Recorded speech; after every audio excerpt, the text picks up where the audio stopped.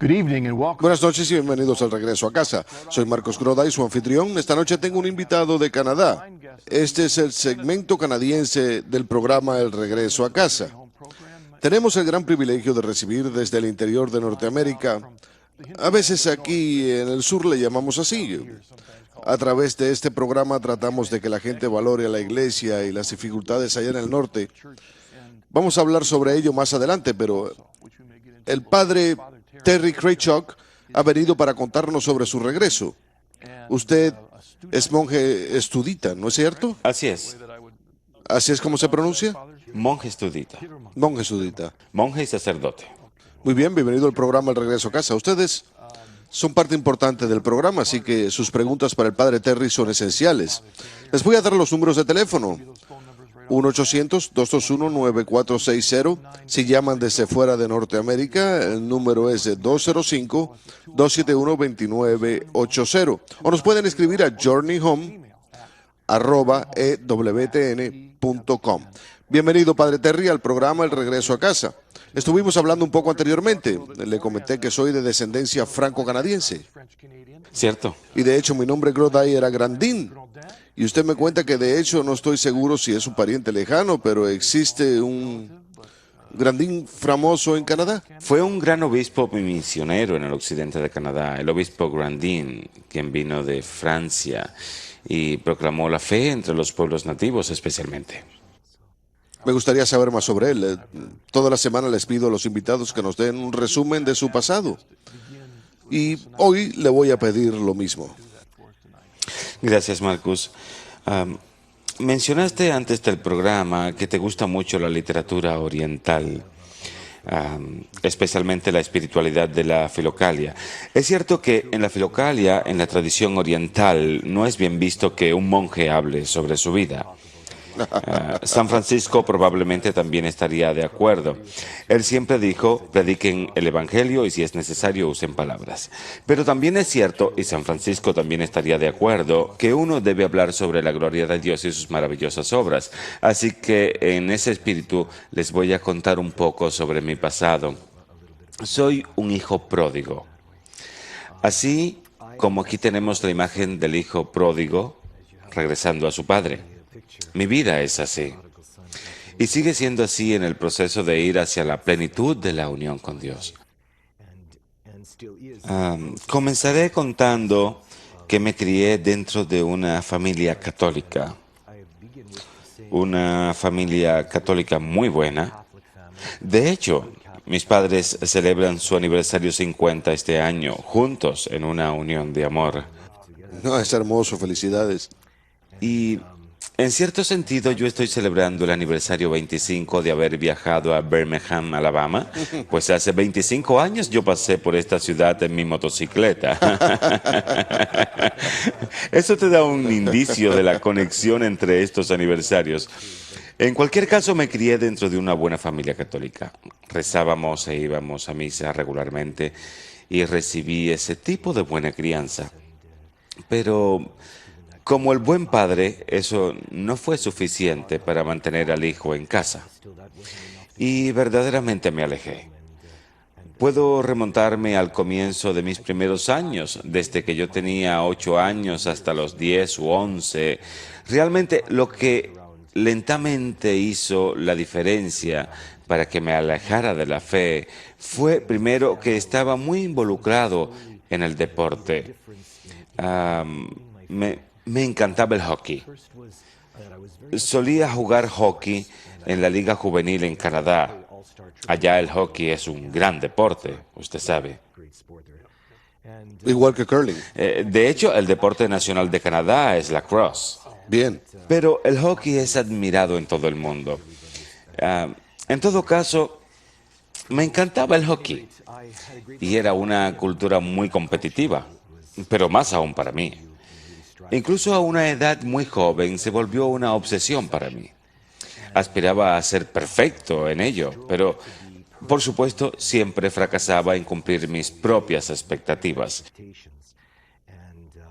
Tuvo un efecto verdadero en mí psicológicamente, así que tuve muchos problemas de ansiedad y temores. De alguna manera creía que no iba a ser lo suficientemente bueno, que no iba a encontrar la felicidad en la vida, a menos que fuera el mejor jugador de hockey. Y a la misma vez hubo otro evento que tuvo lugar al inicio de mi vida, que desequilibró ciertas áreas de mi vida y finalmente tuvo que ver con la fe. Porque a medida que el hockey se volvió una obsesión, no lo pude ver en relación a la fe.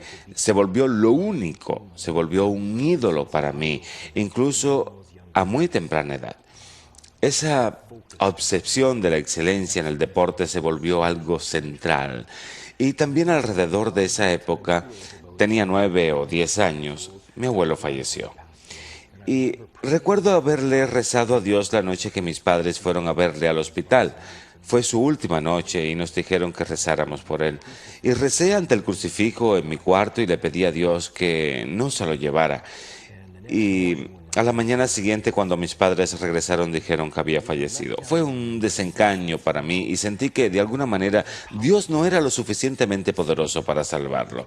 Esa fue mi reflexión en aquel entonces. Desde aquel momento me alejé de la fe. Ya no rezaba ni confiaba en Dios como me habían enseñado. Me alejé. Por supuesto, a medida que pasó el tiempo, con el hockey y las ansiedades y la fe que ya no era la inspiración central de mi vida para que me guiara, hubo todo tipo de otras influencias. Cuando tenía 15 años, empecé a experimentar con drogas y alcohol y empecé a decaer en la escuela.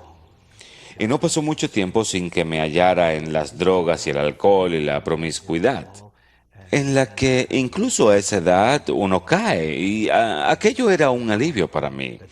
Sentí una nueva forma de libertad. Ya no tenía temores ni ansiedades que me asediaban. Lo podía pasar bien, como dicen. Así que lo pasé bien. Buscaba divertirme. Dejé el deporte y me empecé a interiorizar más en las drogas durante la secundaria, a tal punto que finalmente me echaron de la secundaria. Y me fui hundiendo más y más por ese camino en la subcultura de las drogas y el alcohol y ese tipo de cosas. Era una rebelión, era una rebelión en contra de las cosas que veía en el mundo y cosas que veía en mí mismo y que no me gustaban, que veía y quería cambiar. Pero era una rebelión falsa, no era la rebelión de Cristo. Cristo vino a liberarnos de Satanás, de la esclavitud de Satanás. Mi rebelión era una rebelión en contra de aquellas cosas que yo sabía eran malas.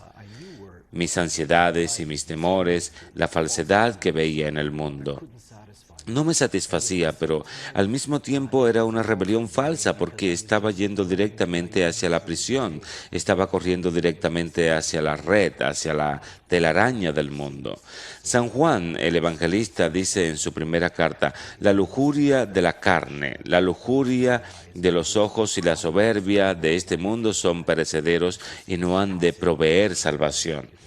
Y yo buscaba que eso me liberara. Para resumir todos esos años, me involucré más y más, me alejé de lo que inspiraba la fe. Seguí lo que yo pensaba era el destino. Nunca dejé de creer que Dios existía, siempre creí en Él. De hecho, a menudo iba a misa. Pero fue la voluntad de mis padres que me implantaron eso. A veces me iba en motocicleta a la misa los domingos. Pero fue esta... ¿cómo lo digo? Esta lucha por encontrar la libertad que mi alma buscaba. La buscaba de manera que, en alguna forma, el destino me guiaría, que si seguía mi corazón y seguía ese tipo de libertad, encontraría lo que estaba buscando. La busqué y el destino me recompensó de muchas maneras. Mi motocicleta funcionaba bien. Iba a muchas fiestas, hacía negocios con las drogas y cosas así constantemente. Había un mundo que se estaba abriendo ante mí y era muy satisfactorio para mi alma. Por lo menos yo pensaba que esa era la respuesta que estaba buscando. Y finalmente, a medida que me involucraba más y más en el mundo de los pandilleros motociclistas, decidí que iba a dejar todo, dejar Canadá e irme por el mundo, y a donde me llevara el destino, iría con gusto. Y recuerdo haber dejado Winnipeg y bajado hasta California. Por supuesto, pues es el sueño dorado, el sueño de California. Me fui en mi motocicleta. Recuerdo haber manejado a través de Nuevo México y haber pensado, finalmente lo hice. Pues había dejado incluso a mis amigos, los que solían viajar conmigo, porque esta vez yo era libre de hacer lo que yo quisiera. Recuerdo que tenía el faro cargado con drogas, marihuana y pastillas. Tenía $400 en el bolsillo. Esto fue a finales de los años 70, así que mi motocicleta estaba funcionando bien y estaba manejando por la carretera con el viento en el cabello. Pensé, por fin lo logré, por fin soy libre. Pero como dije, simplemente me estaba encadenando a mis propias pasiones. Y lo que yo pensé que era libertad, pero no lo era. Pero como dije, parecía satisfacerme, así que continué por la carretera y terminé en el sur de California, y las cosas salieron incluso mejor de lo que yo pensé. Yo ya había viajado mucho, incluso antes de mi viaje en motocicleta por los Estados Unidos. Siempre me metía en problemas, terminaba en la cárcel o perseguido a tiros por la vida que estaba viviendo. Creía que Dios existía, pues siempre le llamaba en aquellas ocasiones, Dios, sálvame, o cosas así. Cuando yo estaba en la secundaria o enseñanza media, así le decimos del 7º al 9º grado, nos repartieron unas Biblias de Gedeón.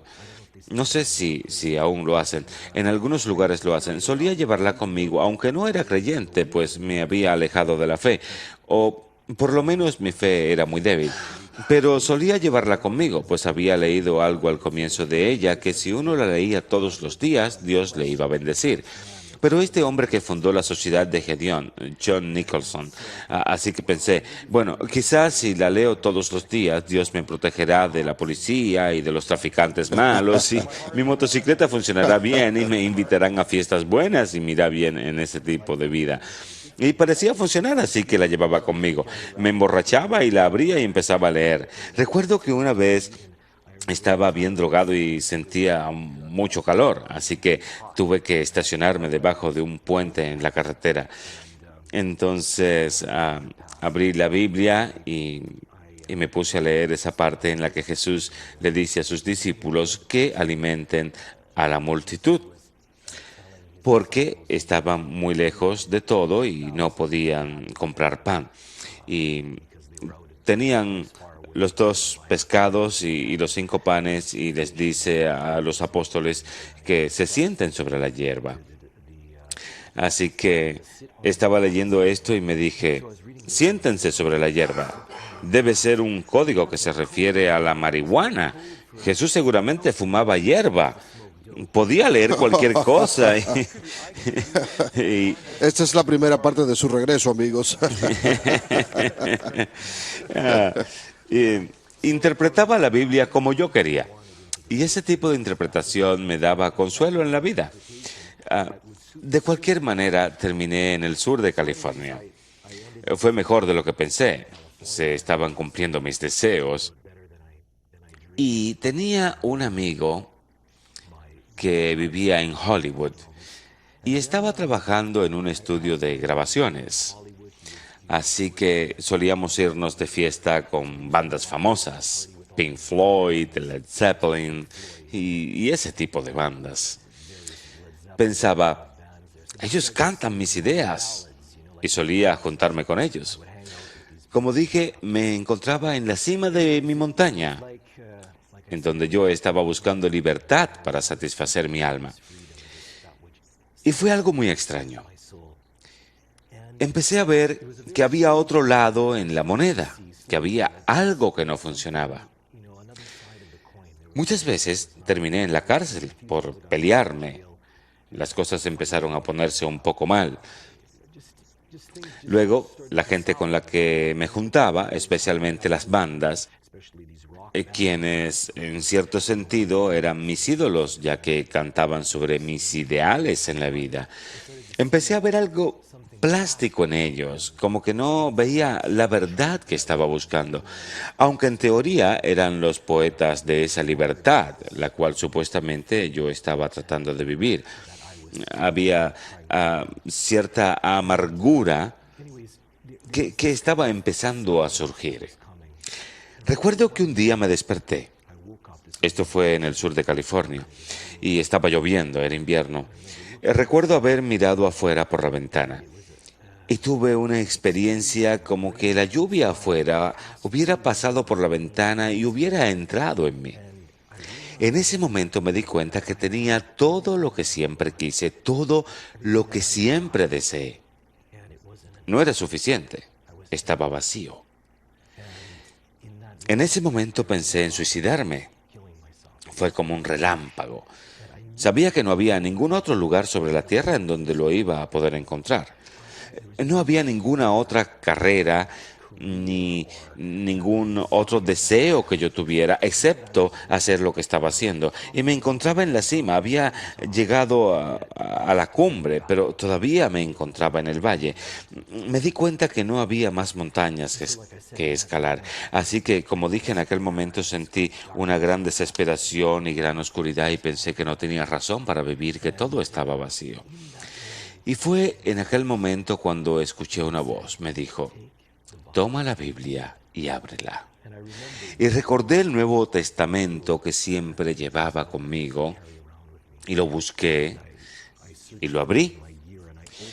Y lo abrí en Gálatas, la carta de San Pablo a los Gálatas, hacia el final del capítulo 5. Y empecé a leer, pero por primera vez no estaba leyendo. Fue como si me estuvieran leyendo a mí, fue como si las palabras hubieran estado saliendo de las páginas.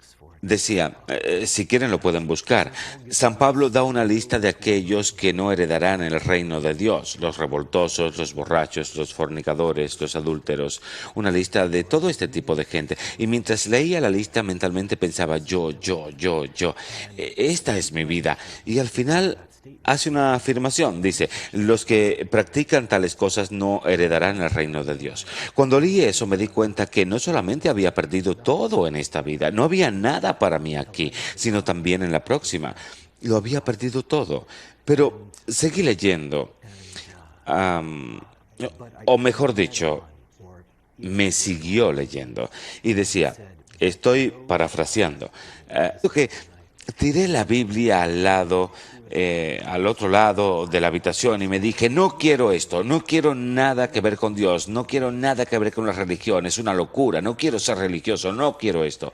Pero a partir de ese día, durante 1 año y 2 meses, el Espíritu Santo permaneció conmigo. El mismo Espíritu Santo que me dijo esas palabras. Me encontraba haciendo algo, por ejemplo, pensando en vender drogas. El Espíritu Santo venía y me decía, Terry, sabes que has hecho esto, sabes que va en contra de la ley de Dios, sabes a dónde te lleva y sabes que estás vacío, estás totalmente equivocado. Y me condenaba por mis pecados y yo me preguntaba, ¿qué me sucede? ¿Por qué estoy pensando de esta manera? No era mi conciencia, pues mi conciencia me decía, por ejemplo, si alguien robaba algo de mi motocicleta, era algo terrible, pero si yo robaba algo de alguien estaba bien, podía justificar lo que fuera. Pero esto que escuché era algo limpio, algo puro. Me condenaba constantemente de esa manera. Y como dije, continuó durante 2 años y 2 meses. El Espíritu Santo me seguía, pues traté de huir. Me fui de California, me fui a la Florida y viví ahí por un tiempo en el extremo opuesto del país. Regresé a Canadá y regresé a mis viejas amistades. Pensé que tal vez me ayudarían a superar esto, esta depresión, esto que me estaba persiguiendo. esta convicción de que estaba siguiendo el camino equivocado, porque significaba admitir que tenía que cambiar mi vida y no quería. Temía demasiado tomar ese paso. En cualquier caso, finalmente regresé a California y mientras me encontraba ahí, durante esa época me involucré más y más en las drogas y el alcohol, hasta el punto que me volví alcohólico. Solía temblar porque tomaba tantas sustancias, anfetamina de cristal y varios tipos de anfetaminas. Y mis amigos ahí me decían, Kraychuk, te vas a matar de esa forma, tienes que hacer algo. Así que pensé, tal vez regrese a Canadá. Tenía una novia ya y pensé que tal vez si me casaba me iba a calmar y tal vez enderezara mi vida. Así que compré un boleto de autobús y emprendí el regreso a Canadá. Y el segundo día en el autobús, entre Utah y Idaho, dos hippies motociclistas se subieron al autobús. Yo estaba en la parte de atrás y ellos también fueron atrás y empezamos a hablar. Y claro, nos contamos nuestras aventuras más recientes sobre drogas y todas esas cosas, y fiestas y demás. Pero luego empezamos a hablar sobre el Señor. Y como dije, durante esos 2 años y 2 meses el Espíritu Santo estuvo conmigo constantemente. Siempre me topaba con cosas. Cada vez que iba a algún lugar o hablaba con alguien, me hablaban sobre el Señor o leía algo que me condenaba por mis pecados, por lo que estaba haciendo. Y esta vez nuevamente empezamos a conversar y empezamos a platicar sobre Cristo y el Señor y las Escrituras. A medida que hablábamos, me di cuenta que lo mismo que me estaba ocurriendo le estaba ocurriendo a uno de ellos. Uno de ellos estaba muy callado, solamente nos escuchaba. Pero su amigo y yo estábamos platicando y era como mirarme en el espejo. Y después de la plática recuerdo que me di la vuelta en el asiento y ahí sentado experimenté el comienzo de un cambio en mi vida. Y era Cristo.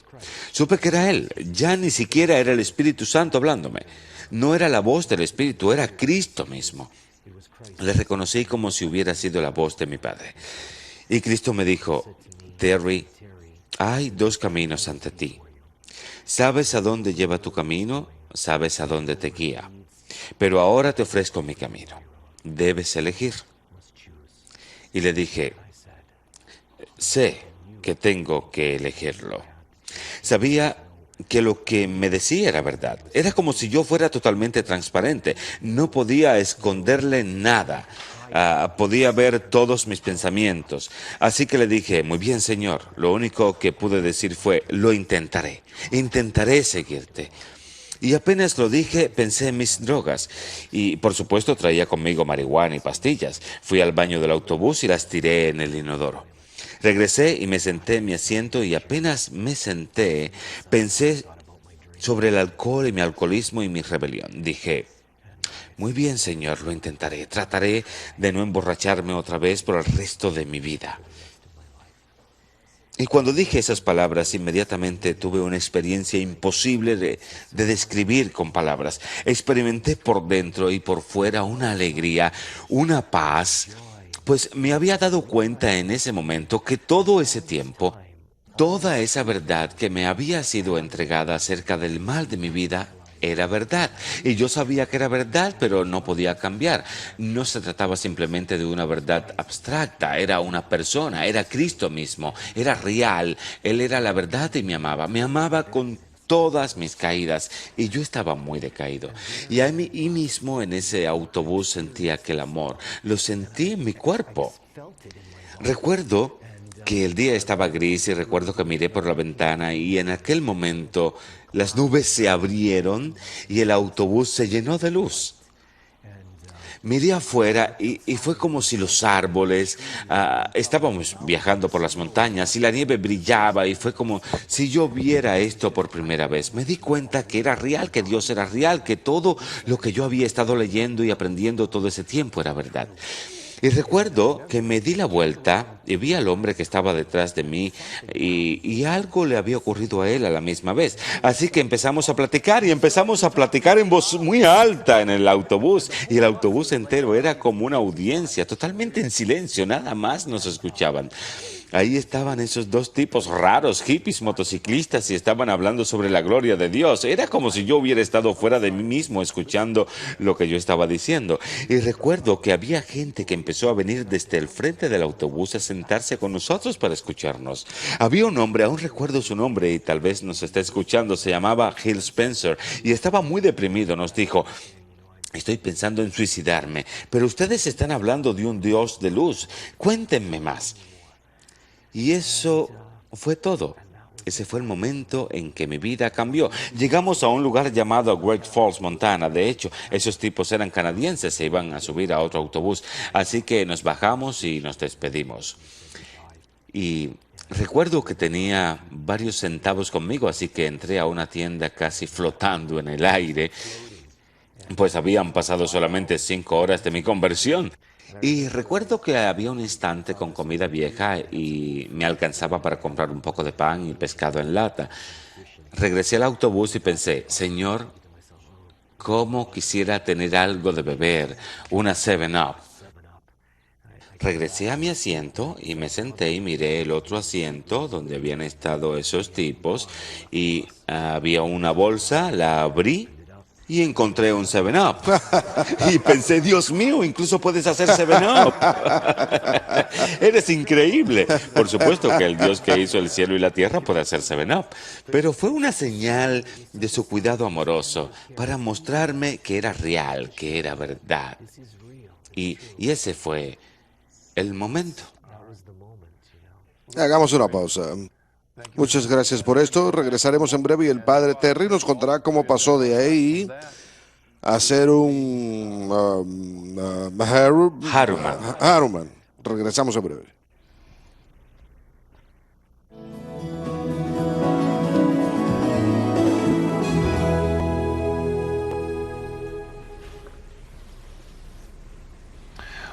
Bienvenidos nuevamente. Padre Terry, nunca llegamos a la parte de qué fue lo que le trajo de regreso a la Iglesia Católica, porque no quería interrumpir ese poderoso testimonio. Muchas gracias por ello, pero de ser posible, vamos a tener tiempo para algunas llamadas. Puede que algunos de ustedes tengan preguntas sobre la segunda mitad de su regreso, pero brevemente, ¿qué fue lo que le abrió su corazón para regresar a la Iglesia Católica? De acuerdo. Cuando regresé a Winnipeg, claro, en cierto sentido, no tenía iglesia. Regresé con mis padres, pero en la parroquia donde estábamos yendo, no encontré el mismo tipo de experiencia con los que estaban a mi alrededor. Me parecía que nadie estaba flotando como yo flotaba. La gente que parecía entenderlo mejor pertenecía a las líneas evangélicas, así que empecé a escuchar diferentes programas de radio y cosas así.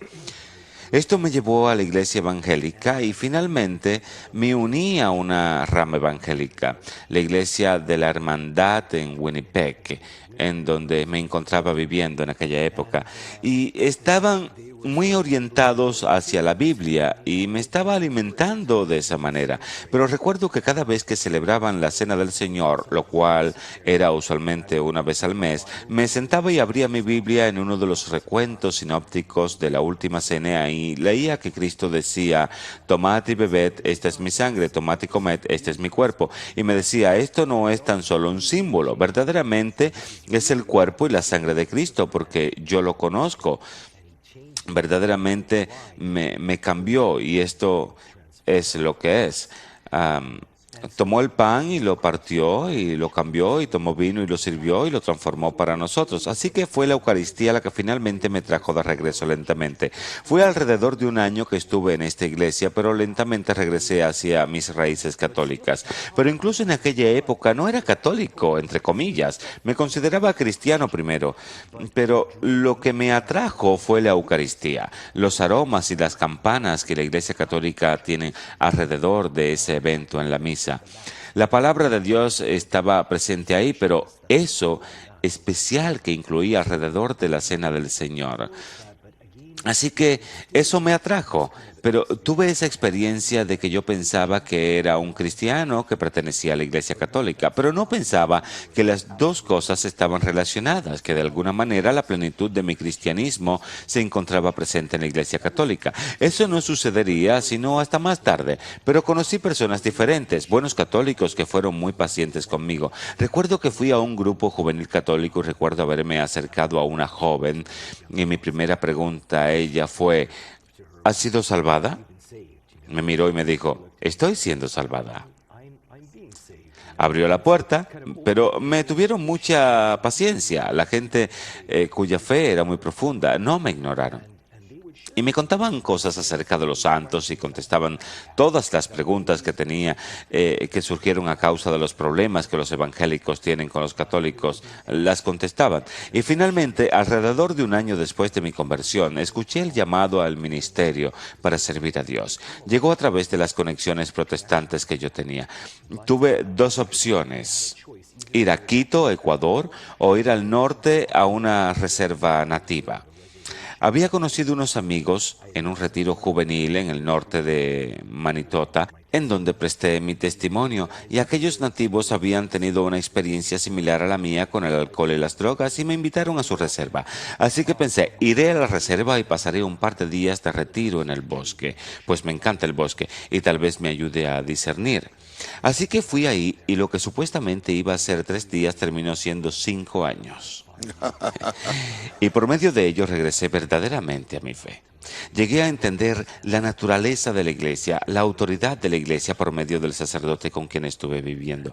Y pasé muchas dificultades, pero cuando por fin logré reconciliarlo, gracias a un libro infantil sobre San Francisco que revelaba humildad y aceptación del lugar del Papa y los obispos, como lo aceptó con humildad, entonces me di cuenta que yo debía ser humilde con el sacerdote.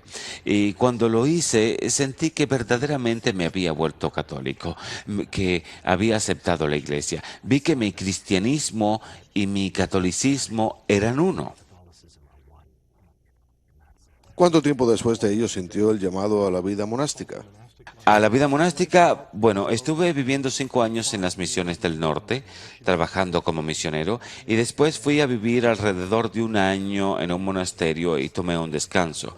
Durante ese tiempo, en un monasterio benedictino en Saskatchewan, oí el llamado al sacerdocio y descubrí la belleza de la vida monástica. Y descubrí que hay un monasterio en el occidente de Canadá que tiene un seminario. Y cuando les escribí, me permitieron ir y estudiar ahí durante 7 años. Y durante ese tiempo, durante el tiempo con los nativos de Canadá, empecé a redescubrir mis raíces orientales. Porque su familia es ucraniana. Mi familia era ucraniana, efectivamente, pero practicábamos el rito romano. Pero canónicamente éramos de la Iglesia Oriental, la Iglesia Católica Griega Ucraniana.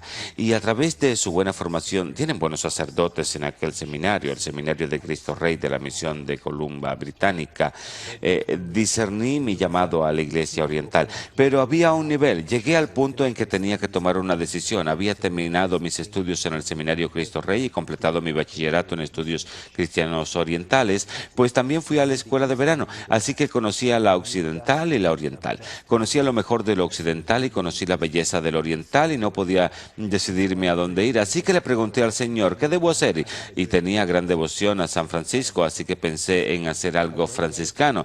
Le iba a escribir una carta al Papa y le iba a decir, a donde quieras que yo vaya, iré a servir a tu iglesia. Si es en la iglesia occidental o en la iglesia oriental, estaré dispuesto a hacerlo. Esto fue en el 1995.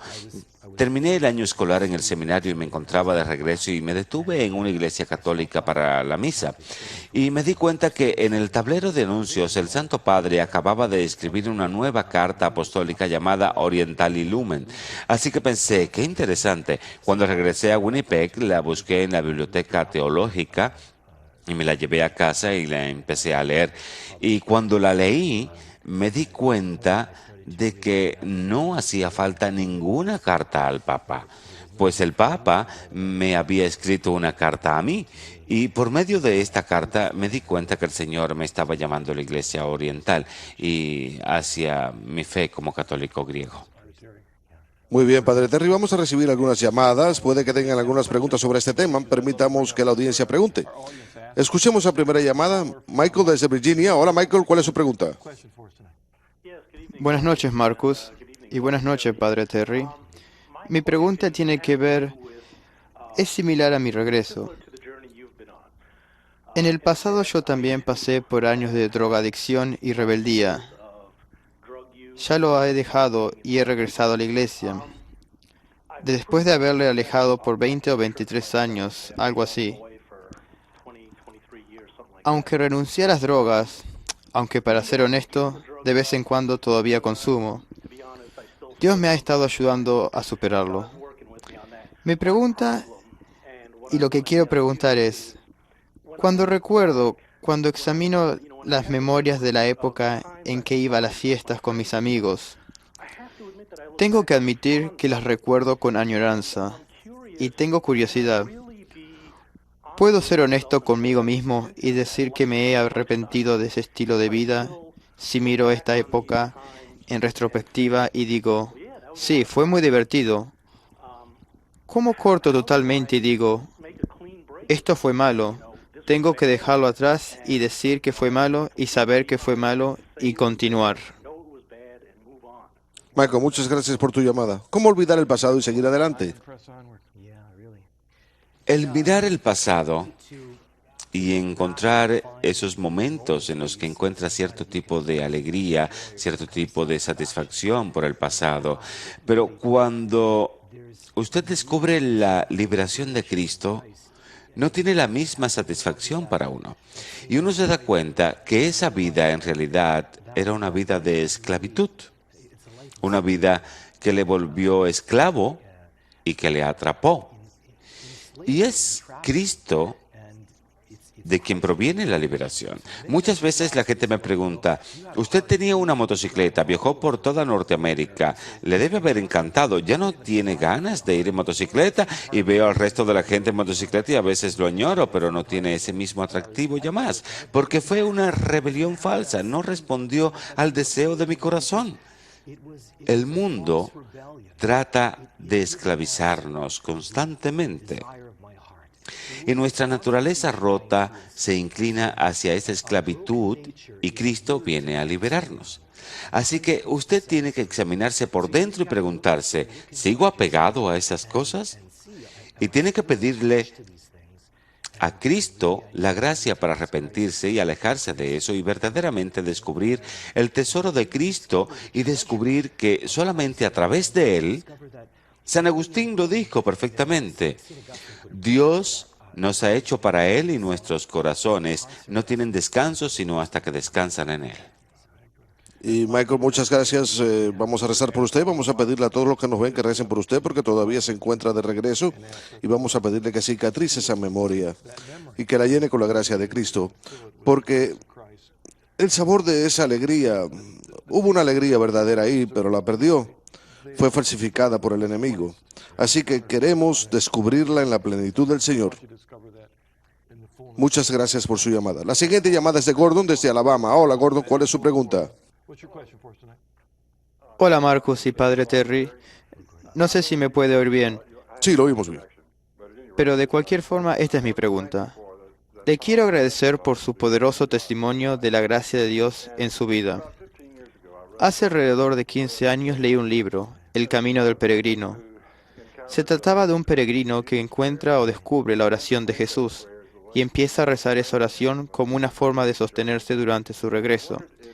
Y me pregunto si usted practicó esa espiritualidad, si encontró que rezar la oración de Jesús de la forma en que la rezó el peregrino, lo sostuvo durante su peregrinaje espiritual. Sí, la oración de Jesús es parte importante de nuestra tradición espiritual en el Oriente. Es una oración maravillosa porque de hecho se llama la oración del corazón y lo lleva a uno a un lugar en donde uno contempla a Cristo vivo dentro de uno. pues nuestro Señor dijo que vendría con el Padre y viviría dentro de nosotros. Así que es muy eucarística, siempre te orienta hacia esta realidad de la presencia divina dentro de ti. En la Iglesia Oriental, la idea de la salvación es participación en la naturaleza divina. Nos volvemos lo que es Dios por naturaleza, por medio de la gracia. Es una dignidad maravillosa, una verdad maravillosa, que somos deificados en Él. Y la oración de Jesús precisamente se enfoca en ello. Es una maravillosa oración muy poderosa para restaurar el sentido de dignidad de uno y restaurar el sentido de presencia de uno. La rezamos en lo que se llama un chotki, un rosario, y contamos las cuentas. Pero no es como el rosario en el que tenemos varias imágenes o meditaciones. En la oración de Jesús contamos todas las imágenes que vienen a la mente y nos concentramos en la habitación de Jesús en el corazón. La oración dice: Señor Jesucristo, Hijo de Dios, ten misericordia de mí, pecador. Y se repite una y otra vez. La practicamos en nuestro monasterio como parte de la regla de la vida ahí. Y es una oración hermosa. Es muy poderosa. Es muy poderosa y yo la aprendí al haber leído el libro que mencionó en el programa, La Filocalia. Hay muchos artículos en él. Exactamente. Es muy tradicional. De hecho, recuerdo haber leído en algún lado que hay una recomendación muy fuerte de asegurarse de entender que uno está rezando esta oración de manera muy reverente, no a la ligera, por la belleza de a quién estamos hablando Exactamente. en esa hermosa oración. Algunos padres de la iglesia dicen que apenas uno dice: Señor Jesucristo, Hijo de Dios, ten misericordia de mí, pecador, Él responde inmediatamente con su misericordia. Uno está siendo bañado constantemente con su misericordia.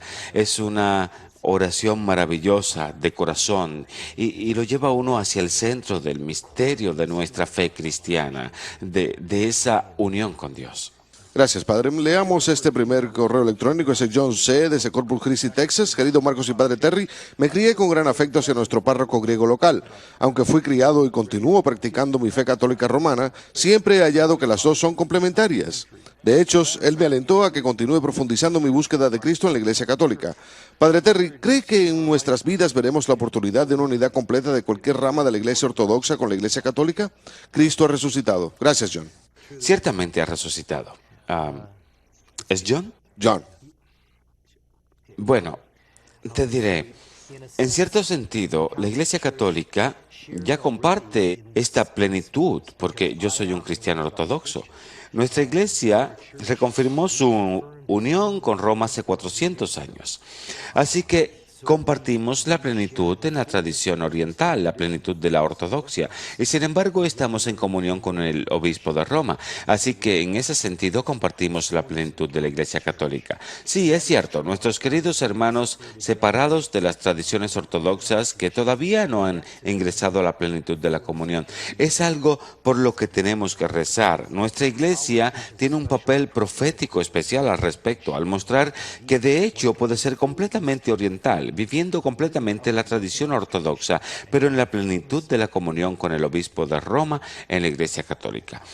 Pero tenemos que rezar por ello. De hecho, tal vez sea el deseo principal de la oración del Papa Juan Pablo II. A menudo ha expresado su deseo por la unión entre las iglesias ortodoxas que todavía no están en comunión con Roma. Para que respiremos con los dos pulmones. Con los dos pulmones. Así es. Hay un llamado definitivo, así que debemos rezar mucho por ello. Hay otra llamada, Wendy, desde Nueva York. Hola, Wendy, ¿cuál es su pregunta?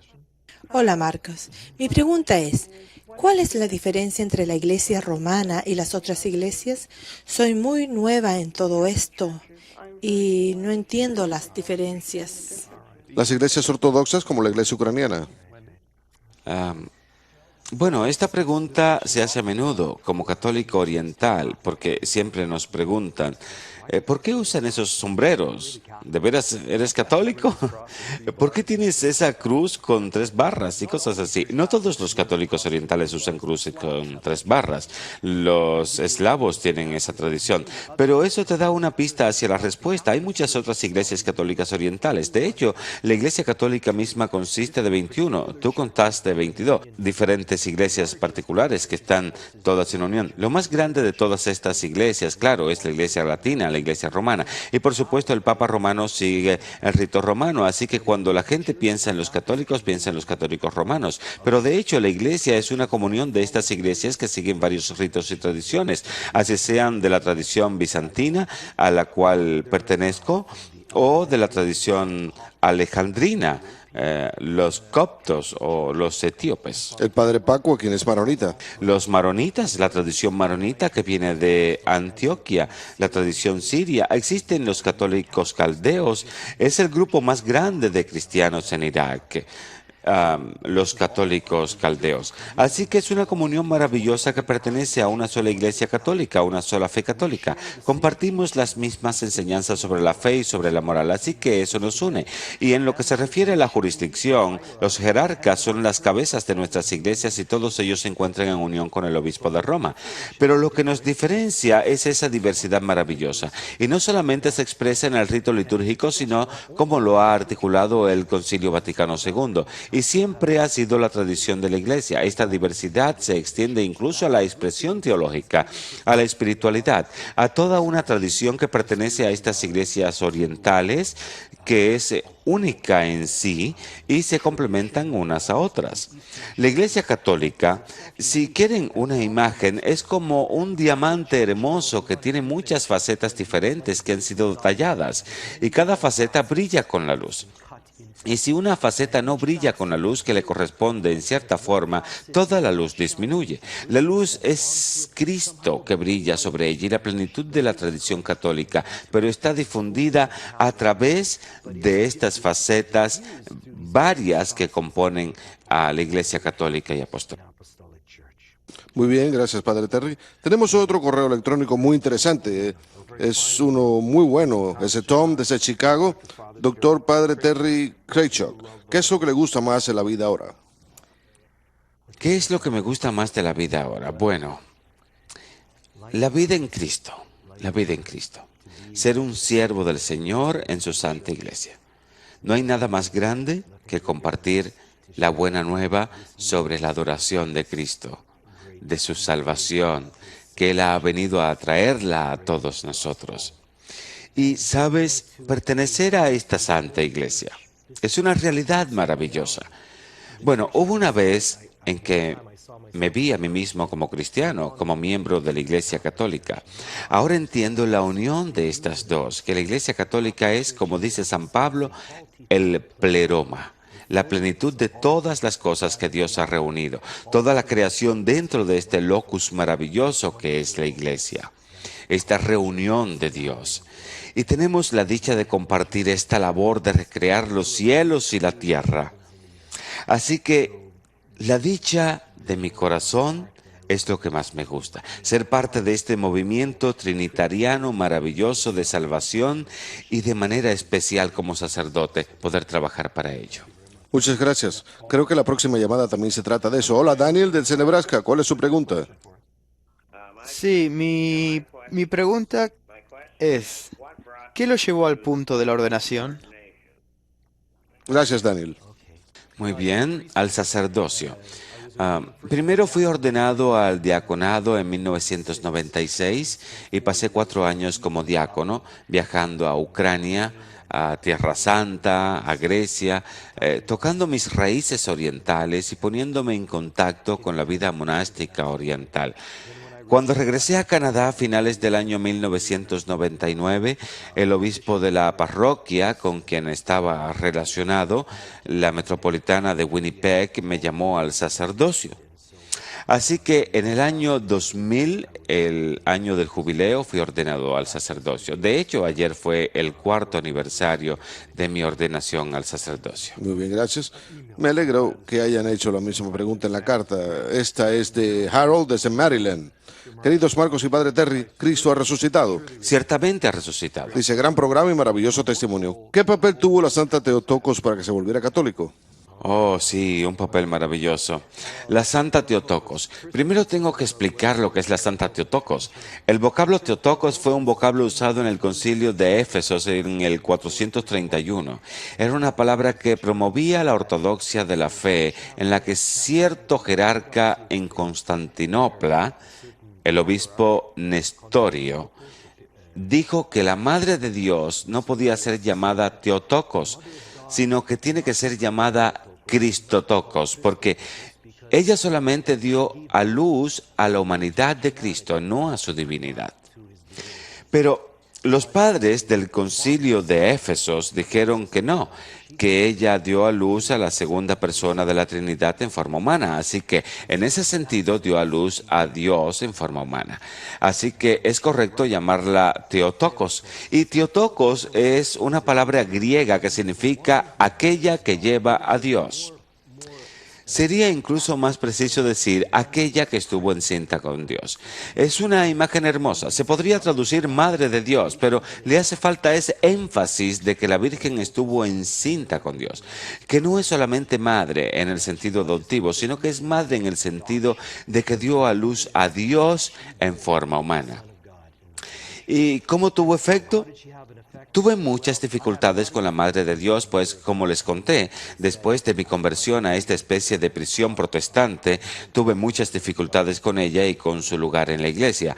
Pero nuevamente fue por medio de San Francisco, ya que me encontré leyendo un libro de historias infantiles y pude ver su humildad y descubrí que la humildad es la senda que lleva a un entendimiento de la realidad de la iglesia.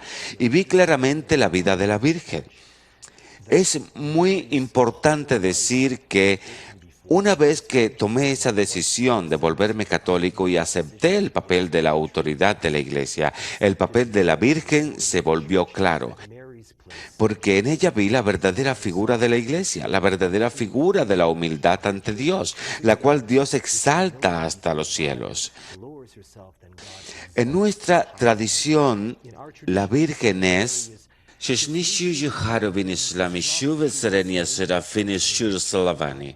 quiere decir, María es más honorable que el querubín y más grande en gloria que el serafín. Ella es la más alta de todas las realidades creadas. Está por encima de cualquier otra creación en la presencia de Dios. Y esa es la exaltación que ella tiene. Así que, precisamente por su humildad ante el Verbo, ante la Santísima Trinidad. Como dije, inmediatamente después de esa aceptación de mi catolicismo, me encontré en un lugar en el que me involucré con la apologética, defendiendo a la Madre de Dios, cuando 2 semanas atrás había estado del otro lado y ahora defendía su lugar en la iglesia, su lugar en el plan de salvación. Padre, ha sido un gran gusto tenerle en el programa. Su presencia es un honor. ¿Nos puede dar una bendición? Seguro. Una bendición para toda la audiencia. Creo que el Padre se va a parar. Es una tradición en su cultura. Sí, me voy a parar. Asegurémonos que la cámara lo pueda captar. En nuestra tradición, en el Oriente, en la tradición bizantina, para recibir una bendición, uno coloca su mano derecha sobre la izquierda y baja la cabeza y pide la bendición y el sacerdote da la bendición. Que la bendición del Señor descienda sobre vosotros y su gracia y su amor por la humanidad. Padre, Hijo y Espíritu Santo, ahora y para siempre y por los siglos de los siglos. Amén. Cristo ha resucitado. Ciertamente resucitado. Padre, muchas gracias por acompañarnos en el regreso a casa. Ha sido un gran gusto y honor y verdaderamente le agradezco su testimonio y también la claridad de la manera en que ha expresado muchas cosas. Porque reconozco el hecho de que muchos católicos de la Iglesia Latina no entienden a nuestros hermanos de la Iglesia Oriental. Ha hecho una gran tarea en ayudarnos a entender y también su obra en el monasterio. Dice que se encuentra cerca de Toronto. Sí, en un lugar llamado Orangeville, en las afueras de Orangeville. Tenemos un pequeño monasterio ahí. Muy bien. Muy bien, nuevamente gracias. Muchas gracias y gracias a ustedes por acompañarnos en el regreso a casa. De hecho, les pido sus oraciones durante las próximas 2 semanas. Esperamos poder hacer un viaje a Canadá, al norte, y poder grabar algunas entrevistas en directo en Canadá.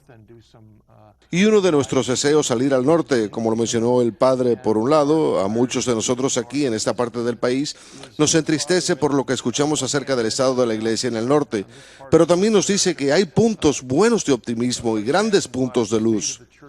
Así que esperamos poder traer de regreso buenas noticias de nuestro viaje a Canadá. Que Dios les bendiga. Gracias por acompañarnos en el regreso a casa.